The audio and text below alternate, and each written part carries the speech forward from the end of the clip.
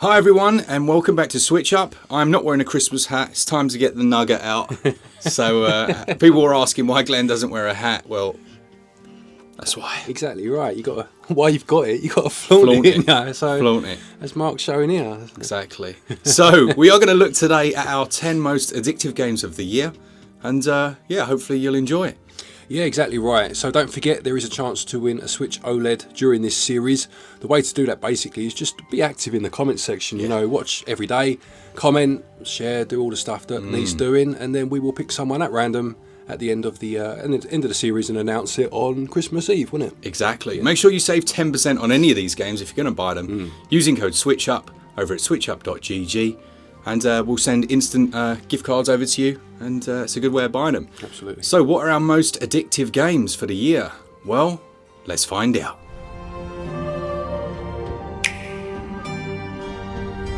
First up then, I'm going to talk about Bear and Breakfast. Now, as you know, Glenn, I reviewed this on the channel and didn't stop waffling about it.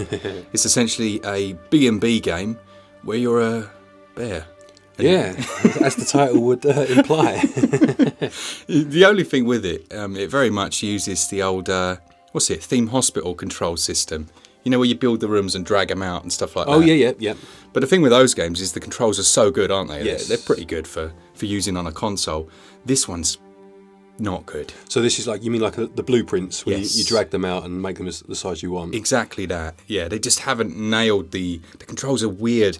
Things like pushing Y to go forward and then pushing like A to go back. And then like just weird things like double tapper, but just silly control decisions, things that you would think would never make it through to the final, the final thing. And I spoke to the developers afterwards and they were like, look, we're working on it. We're going to get a patch out. But it's the biggest issue for the game. Which is, Yeah, and it's funny because I'm going to talk about one in a minute that has the exact same issue where you have these sort of games that I suppose ideally you would say are suited to PC, but they come to consoles. But the core gameplay is so good and has that addictive loop, hence obviously being on this list, but they can just be let down by control sometimes, can't they? Exactly right. But the actual gameplay is amazing. Yeah. Building up those, you start with a really small little shack and then you get a huge desert area with a load of buildings there that were once like, I don't know what you'd call it, like an industrial area, and take that over and then a ski lodge, and it just gets bigger and bigger. And as far as gameplay goes, man, it's addictive. Quality. Really enjoyed it.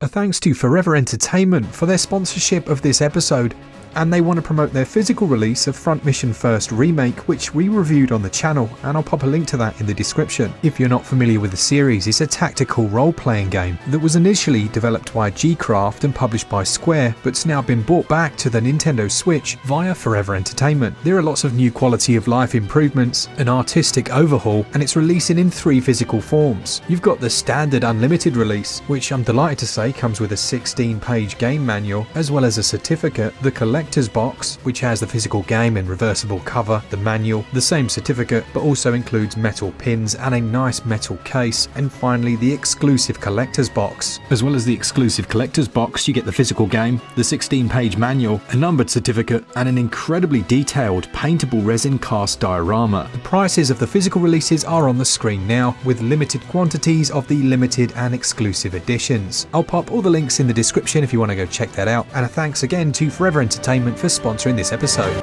Nice. Yeah, well, I'll move on to the one that I just alluded to because it is quite similar. It's a game called Factorio. Yeah. So this, as I said, has been on PC, has a huge following. Touted as the most addictive game of all time by some people. Wow. And I can see why, for sure. And the premise is that you land on this planet, you crash land on this planet, and you basically go from being one man with a bit of scrap in front of him, some ore and what have you, to building up a huge conglomerate. And you do it by finding the resources and starting off small, building small conveyor belts that will help you to construct certain items, and then over time, obviously, you become this huge superpower. And it's slightly different because you control the person still. It's not like usually in a God Sim you're a cursor, aren't you? Yeah. And you're moving about, but you control this person as they go about their business, and you will be attacked at times by the hostile creatures on the planet. And you need to take them out. So you need to obviously also build yourself weapons, and obviously these will get grander as everything gets bigger.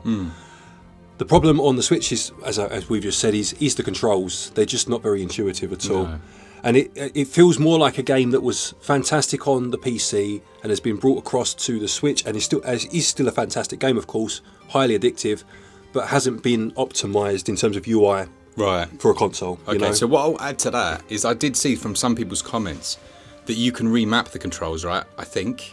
Is that right? Or does it still not change? I don't know about remapping, but my main issue was when you went into screens and like you were trying to navigate those sort of parts rather than moving about the screen. Than the core, like which button does what. Exactly. So I don't see how that would make a major difference, to be honest. It's more about navigating all of that information that you need. But what I will say is, if you can get past that, then there's such a good game here to be played. Yeah. And I do think you will get past it as long as you have the power of perseverance. You will get past it, and I think it has a demo as well, so you can at least try it before you buy. Oh, nice! I might have to give it a bash. This is one I think that when it was displayed, I mean, I knew it had been out on PC before, but when it was shown at the indie, we kind of knew it was going to do well. Didn't we? For sure. It's just not enough strategy on Switch, in my opinion. And this looks. For me, I haven't even played it yet. I really want to play this one. But it's this very different sort of strategy as well. You could just class it as a god sim or a management sim, whatever you want to call it, and it is that. But it's just very different to anything I'd ever played before under that genre. The only thing that I could think that looks slightly similar was that there was a Team 17 game released, wasn't there? That was like a factory top-down. I can't remember what it was called. Maybe we'll flash it on the screen. Another one you mean, though, yeah. But again, another one that I haven't really played. But I think I'm going to have to give this. This might be. I've got a few Christmas games that we'll talk about, but this might be one of my Christmas games, I reckon. It's a good time to play it, I think. All right, next up for me then is one that we've both been playing and very much fits into our taste in games, films, and it's Sifu. Yes, yeah. So Sifu is essentially a kung fu film of old, but distilled into a game, isn't it? Yeah, it's got a lovely cinematic feel to it, hasn't it? You almost play in a movie. And it hits all of those key tropes. It just gets them spot on, doesn't it? Yeah, there's those moments like where you walk into the bar and stuff and everyone turns to you. Yeah. And they don't instantly attack you, do they? You can kind of saunter in and then engage, or you can just stand there and they gradually edge up to you. Yeah, but I will say this has some of the most fluid combat I've seen in any game, and I play a lot of beat 'em ups. Exactly right. This is what helps it to feel so cinematic, isn't it? Yeah. So it's got that mechanic essentially whereby if you die, you age a little bit. Yes, that's right. And that gets larger each time you die. If you die consecutively. Yes, so you need to get to like the next checkpoint almost, and then it will reset in terms of how many of your years you'll lose. Yeah. But you get stronger as you age, but you have a smaller health bar. Yeah. That's right, isn't it? That's exactly right. And you're the skill tree, essentially, you can unlock things permanently, but it means putting more points into them. Yes, that's it. Because you gradually lose skills. As you get older, obviously, you can't do certain things. Yeah, that's quite clever, isn't it? It's very clever. It's a very clever way of doing it. And there's also certain skills that you can only learn by a certain age. Yeah. So if you, say, for example, if you're conscious of how much health you have and you want to put all your points in that, that's fine, but then there might be something else that you then can't access if you lose those years. Can't teach an old dog new tricks. That's what they say, yeah, and this game proves it, I guess. I think we're proving it. That too, yeah. But yeah, this is an interesting one for an addictive games list, because as much as I love beat 'em ups, I wouldn't have considered this addictive, but then you explained that you would just boot up level 1 and just play it, and it makes perfect sense, doesn't it? Yeah, I played through level 1 probably about 8 times, because I want to perfect it. I want to go through that level without a touch of damage, and I almost got there till the last boss. Yeah. But it has a counter mechanic that you'd find in something completely different, a completely different genre. It has that timing mechanic where if you can push the counter button just in time, you get a couple of those, and it will stagger their, I forget the bar's name, it's like a focus or something like that. Yeah, I know what you mean. And once that's maxed out, then you can actually do physical damage to them. Yeah, I love this. Yeah, really very good game. Really good game. Okay, my next one, quite different from the ones we've spoken about so far. It's a game called Night Terrors, which is very, very cheap. It's like £2.69. Obviously, regional equivalents will be at the screen, at the bottom of the screen. But this is like an endless runner. Lovely, big, chunky pixel art style. Reminds me of like a super souped up Spectrum game. Okay. Kind of has that colour scheme to it, but obviously, with things that the Spectrum could only have dreamed of. And you basically play as a knight. and you run along, and whereas normally in endless runners you can avoid enemies, you just need to get to the end of a stage. Yeah. What makes this one different is that you have to kill the enemies. If they get past you, you lose a portion of your life. Sounds tough. It is tough, and when you kill a certain amount of enemies, you have like a bar that fills up every time you kill one. Okay. And then it'll flash, which means one more is needed. You kill that last one, and then you go on to the next level. So it's never about like ending it is a true endless runner, not just an auto runner. And you go as far as you can. And there's a few other modes that are slightly different. There's one that's a bit more like, say, Flappy Bird. Okay. So where you have to kind of stay airborne. But for £2.69, I mean, I put hours and hours into this game. This is a perfect example of my sort of addictive game, It is. It's those high scores, isn't it? Yeah, for sure. I can't hear Flappy Bird with the same image anymore. yeah. No, Not at our age. That's unfortunate. It is, isn't it? Come on. No thanks. Not my cup of tea. All right. Okay, so we're going to talk about one that I literally just showed Glenn because he wasn't quite sure what it looked like, and it's Loop Hero. And this is one that when I heard the premise of it, I thought that's going to be not my cup of tea. That's going to be that'll be his cup of tea. Yeah. And the premise is essentially this: you've got control of a completely blank map, and you have to build a loop and then place items around it that then create the challenge. So as you add in like mountains and you put like 3 together, it becomes a larger one, and then enemies are released into the loop. It sounds very odd, and it's a very difficult one to explain. We do have a full review of it. But as you complete these loops, the more loops you do, the more things you unlock, and there's a town that you can gradually build up. Now, the addictive nature of it comes from one more loop. Yeah. I think that might even be in their marketing. Right. Just one more loop, Yeah. And there's something about it. You said that this style really appeals to you, didn't you? Yeah, in any game where you have like a top-down view, and either over time or through your actions, towns start to build and populate and grow, and you can see it on the screen. I love that. That just really does appeal to me. Yeah. No, it's very, very addictive. I think it scored like in the 90s even. It got a high score because I remembered you reviewing it, but for some reason I had Death's Door in my head. Yes. So when you were talking about it, I had the image of that game, but now that you've shown me it, it looks very just unique, doesn't it? Really unique. It is. Don't be put off by the aesthetic, because the gameplay here is just, ideal really for an addictive games list. Yeah, absolutely. Right, my next one is a game called Aqua Kitty DX, which came out quite a while ago. It was one of our early reviews on the channel, and it's basically Defender. So if you ever played Defender back in the arcades, which was a great game, fantastic game, where the premise was that you were trying to save people from being abducted by aliens by shooting the aliens, and also they would fall back down to Earth. In this game, you are playing as a cat in a submarine, I believe it is, and you're obviously, I think it's like you're trying to save your milk tanks or something. It's ludicrous. The story doesn't really matter, but basically, enemies will come down and try to abduct the cats that are working in these power plants, these milk plants, and you have to go about and save them. And obviously, it gets progressively harder. It does have a level-based system. It's not like an arcade game over, try again. Yeah, there are levels in this. And it also has another game mode which plays very much like another classic shooter called Iridium, which I played on the Commodore 64 way back in the day. And that's more where you are kind of looking at things from a top-down view, and you'll shoot from left to right, and you can kind of turn on the sixpence and go back the other way, and you have to take out all of the enemies on like a mothership, you know. And this also, like I say, has a mode that's like that. So it's like two classic shooters reborn in one package. If you're into your kind of arcadey or have any sort of affinity for old games like that, this is a great little game. Lovely. And if you wondered how old we were, Glenn just said turn on a sixpence. Yeah, but most people won't even know what that meant. It'll be a turn on a dime for most of our audience, won't it? But yeah. There you go. So I'm impressed you managed to remember that just off the cuff. Yeah. That's an old one, isn't it? Yeah, exactly. All right, my penultimate one then is Rogue Legacy 2, which we just reviewed on the channel. And Glenn had reviewed the first game. Sounds like a lot of the same mechanics kind of carried across, but they refined a few systems. So Rogue Legacy 2 is a traditional roguelite, but it has an interesting twist whereby every time you die, one of your ancestors can then take over. You've got a choice of 3 with different... I don't know if this was on the first one, but they each have a different class. So you might have like a ninja. Yeah, that's something right. like that. Yeah. Well, it wouldn't be ancestors, would it? It would be going the other way. Oh yeah. Descendants. Descendants. That's it. Yeah. Yeah. Sorry. Just stuck in my head. I couldn't think of the word. Semantics. That's it. Yes, but you're right. So you can choose from one of a few, and they all have slightly different skills. But some of the skills are ridiculous, aren't they? Like you get a pacifist that you can't hit anyone. Yeah, and you yeah, have yeah, to yeah. just try and run through and things like that. The pacifist is awesome. Yeah, It's got this silly little sign that's got a peace symbol on it, and you're just trying to get as much gold as you can to build up your castle.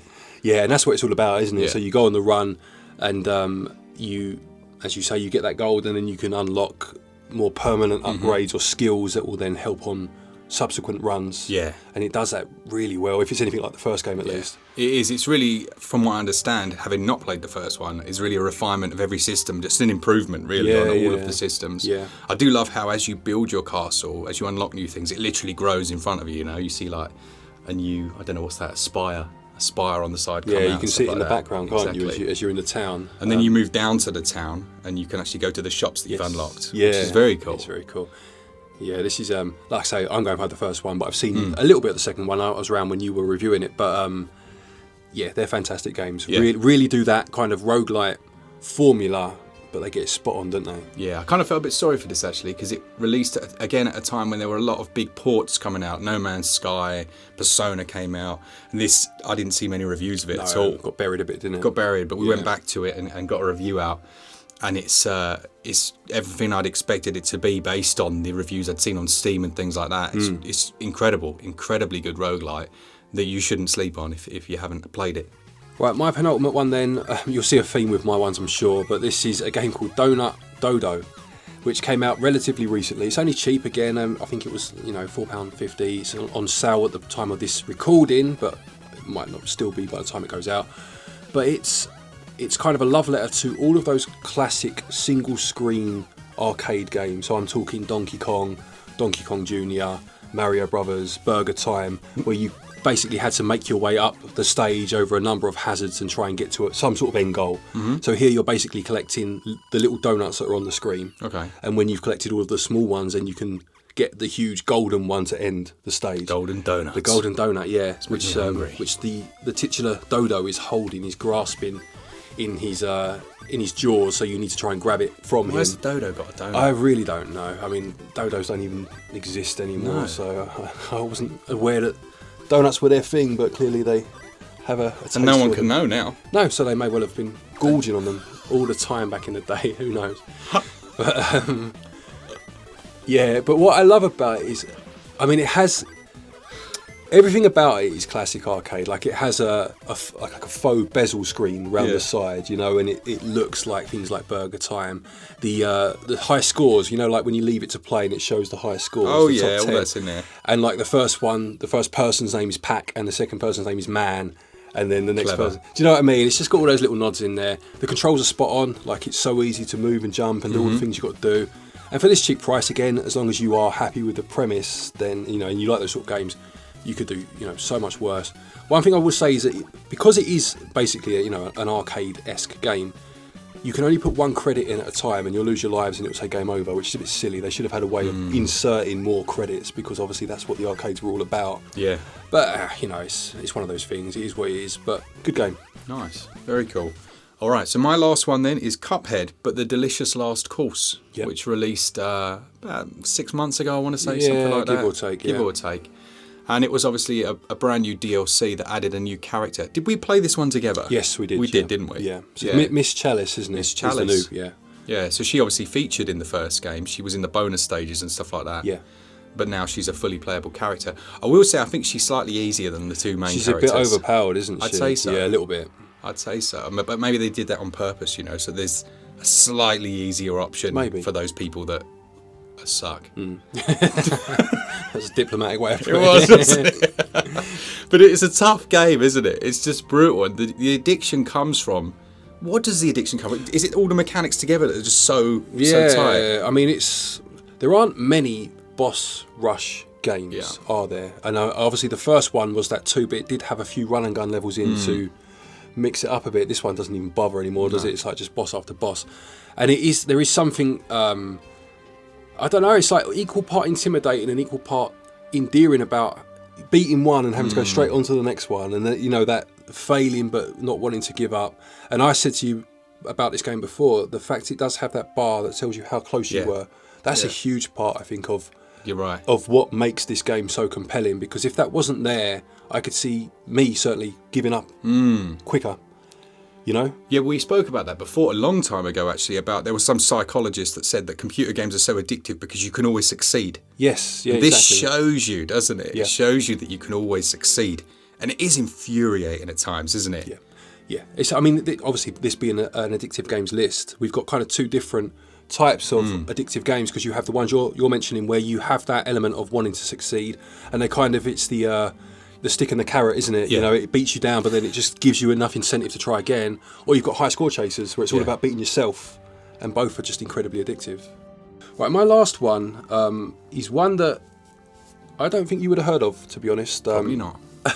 Because I imported this, actually. This is an import, and I don't actually know I if know it's my imports, out. boy. We'll test that theory. We will. Because I've written it down. It's called, and I'm going to apologise in advance for my pronunciation. What? Are you ready? Yeah? It's called Boku wa Koku Kenseiken. Sorry, I had something in my ear. Can you say it? Or, as I like to call it, Airport Hero. Airport Hero. You know that one, don't you? Oh, Boko Wanko goes a second. That one, yeah. Yeah. Good game. Love it. So this is a game where it's a simulation game, but it's more like a job simulation than a management or a god simulation, Okay. if you know what I mean. So rather than having an airport where you can build new runways and upgrade this bit, and you're in charge of air traffic control. Okay. So you're doing that job, you know what I mean? It's quite realistic in that respect. Yeah. So you'll be doing things like selecting the runway that each aircraft will take off from, managing taxiing the aircraft to them, handing over like ground control to tower control, and then departures when it leaves, and everything. Every time you do one of the stages, it gives you a grading, you know, like an S rank, A rank, and that's where the addictive part of it comes in, you know. Yeah. And I bought this on, I wouldn't say a whim exactly. I'm always on the lookout for games that aren't released elsewhere. Yeah. And this comes with English Okay. on the cartridge.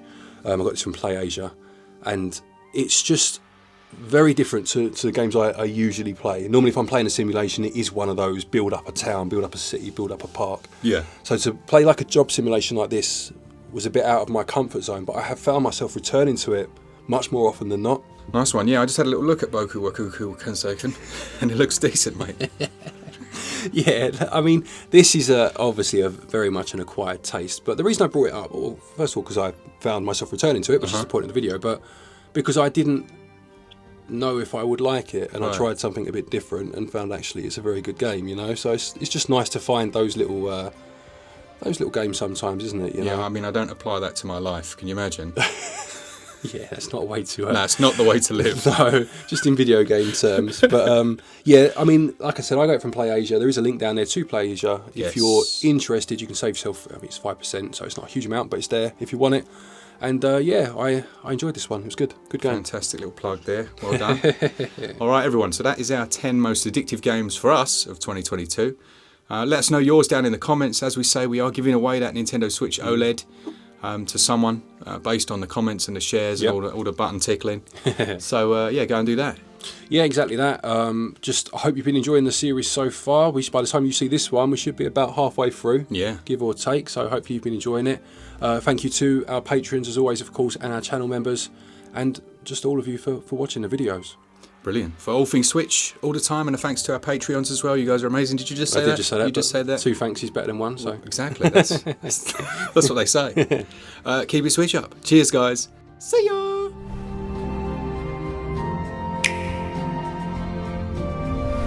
That was a nice one, wasn't it? Very perfect tone, that. Yeah. Have you tried it? Give it a go. Nah, I'm not into it. My voice is too gravelly, mate. It doesn't. What would it sound like in your voice? I don't know. Probably. See ya. You've watched Peppa Pig? I'm Yeah, sure. I've We've seen both it, got of kids, course, haven't we? yeah. You know, Mr. Ball. Yes, the ball, yeah. I think I am like Mr. Ball personified. It's the ball bag. Oh, that's just harsh.